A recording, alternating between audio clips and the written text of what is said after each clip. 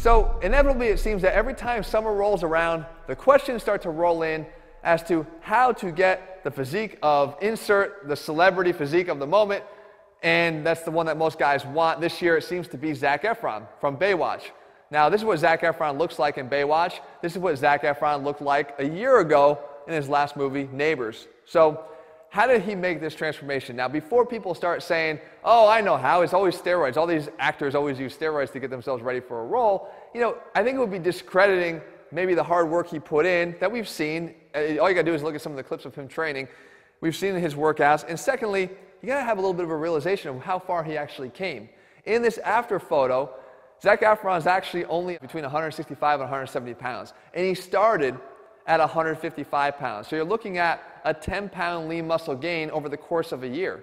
Now there's a lot of things I'm going to cover in his training that I actually like a lot that I believe can easily lead to that type of lean muscle gain, especially because he hadn't been doing some of those aspects. But before we do, this isn't the first time I've covered one of these sort of reviews of what this celebrity of the moment has done. Years back, I did one on Taylor Lautner. A lot of guys probably won't even remember who Taylor Lautner is. This is what he looked like, by the way. And interestingly, in this after photo, he was yet again about 165 to 170 pounds.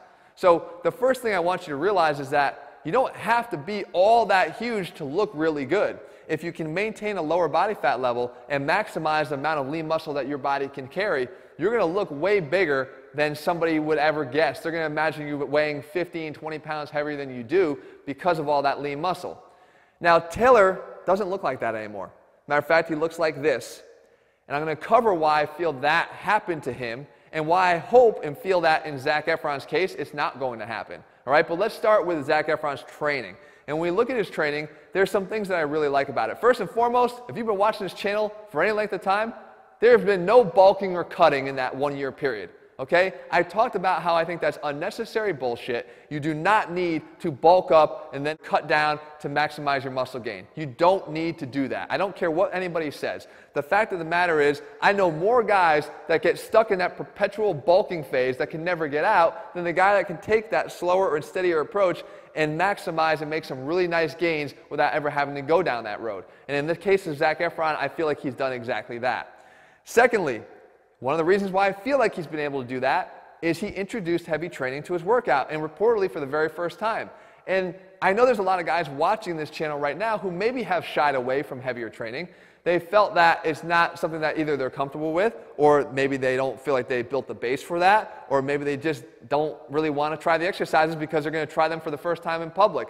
But as I've said in previous videos, you got to start somewhere. So you want to start incorporating heavy compound lifts and start adding the weight as you're able to. And as you do that, you're not only going to see your size gains improve, but you're going to see the muscle density improve as well. So we know that those two elements are in place. Thirdly, the reported split that he used was a push-pull leg split. And there's a lot of reasons why I like that split. Matter of fact, it's one of the phases that we have in our ATHLEAN-X training system. And it's because it allows your body to train the way it prefers to train athletically. You're training muscles for function, not necessarily individually. So we know that biceps and back, they're both pulling muscles. All of their actions are going to be to pull either your body closer to a bar or the bar closer to your body.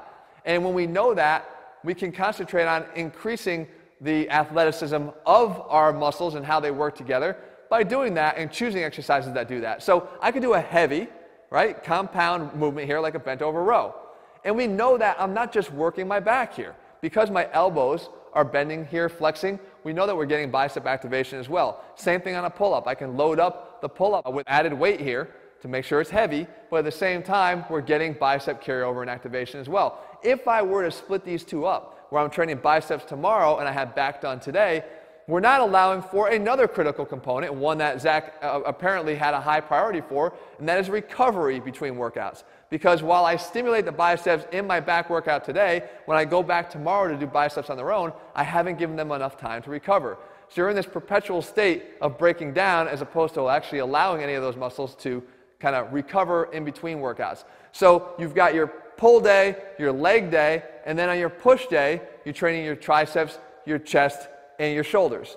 Okay, so various activities like this: incline bench press, again, a shoulder press done with heavier weights, or even just a tricep push down. Now, on top of the split, it was referenced that he also did daily ab training. So now I just talked about the recovery of muscles and how important it is. But when it comes to the abs, it's something unique about the abs. They're incredibly resilient muscles. As a matter of fact, until you put your head down on the pillow at night, your abs are working. They're working posturally just to hold you upright. Okay? And if you want to make sure that you can improve their ability to do that, I think you need to increase the training volume of this muscle. Now, you don't have to do 30-minute workouts and 45-minute workouts, but I've been a big advocate of daily ab training in small sessions, 5, 6, 7-minute sessions. We even have a whole app, the Six Pack Promise, devoted to that end goal, to allow you to start building the resting tone of the abs and to have them become more stable and strong, even just when you're not training, right? So it's a very important muscle and something that you probably could benefit from by increasing the daily frequency of that. Finally, we talked about his ability to maintain those lean levels all year round and to have sort of those low levels of body fat. That's going to come in from a combination of diet, which we'll talk about in a second, and his conditioning. And in the conditioning, I don't care who you are, you're going to get bored if your conditioning relies and revolves solely around long walks on the treadmill. It ain't going to cut it. If you want to become more engaged in your workouts and more engaged in your conditioning particularly, so that you can get better results, actually look forward to it, then start training more athletically. Get out there and start doing some sprinting. Do some agility work. I mean, he's even been shown doing a lot of upper body agility work, just climbing around on monkey bars, and that's a good way to train. As a matter of fact, I have these bars here that I installed in my gym so that I could do that to break up the monotony. I could go back and forth over these, try to go fast, try to go slow, change it up to allow myself to just have a different effect on my training rather than just straight up and down pull-ups. It's all about training athletically, and when you look at the whole picture here, you're looking at ATHLEAN-X. You're looking like how you look like an athlete by training like an athlete, and that's what we preach over and over again. But of course, the diet is a major part of it, and this is where I think Taylor Lautner kind of missed the mark. If you go back to these pictures of what Taylor Lautner looks like now, you have to just start with a clip. I'm just going to play a clip of him from a radio interview he did a while back around that period of time that he was in that shape, in his best shape. The next couple months, to get to that sort of form that you were before, or do you not worry as much, or like how does it work? What I learned is that I have to stay on it. Like I can't ever give it up as long as I'm filming this franchise, because it's tough. If you stop it all loses like that. And the biggest thing I learned is that it's just as hard to maintain as it was to put on in the first place. But the most challenging part was definitely the eating process. I had to double my calorie intake per day, eating every 2 hours, not the most, yummy things. So did you hear what was going on there? It sounded pretty, almost painful for him. Very, very challenging. Something that he felt like you could almost hear the short-term nature of his approach to eating. He was so rigid and so strict, and he was eating foods he doesn't sound like he really even liked all that much, and he was eating it so often throughout the day. Let me tell you something. If you don't like what you're eating, I don't care how you're eating right now. There's a lot of different methods and a lot of different styles of eating. I don't care what method you're following right now. If you don't like it and enjoy it, you're never going to stick with it long term. And what we're talking about here is getting long-term sustainable gains, not just looking good for summer. We don't want to just look good this summer. I want to see what you look like next summer too, right? And if you can't find an eating plan that allows you to be consistent with it by liking what you're following, it's never going to work long term. So back with what Zac Efron's doing. It's been noted that he follows a very solid nutrition plan, but allows himself to sort of break away and have a cheat day later in the week. Now, I've been asked a lot of times about cheat days and what my feelings are on them.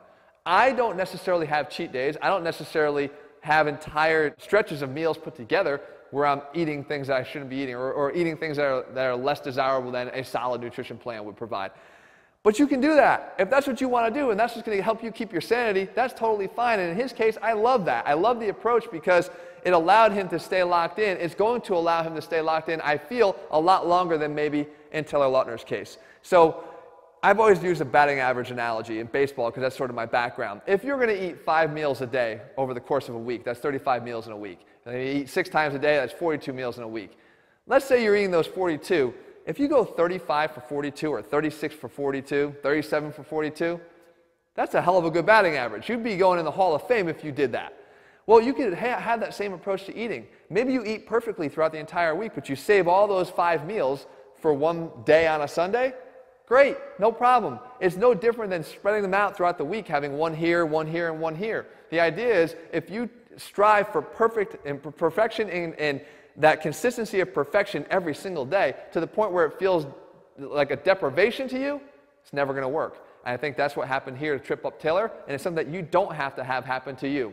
Matter of fact, our X Factor meal plans are really kind of sustainable and easy to follow because we allow you to pick the meals that you like from within all the meals we provide, and then allow you to stay consistent with them because they're not all that hard to prepare. They actually taste good, and you never feel like you're sort of missing out. And if you want to work in your cheat meals, I even show you how to do that in our program by selecting the individual meals, calculating them into your overall kind of average, your eating batting average, and make something that you can actually live with.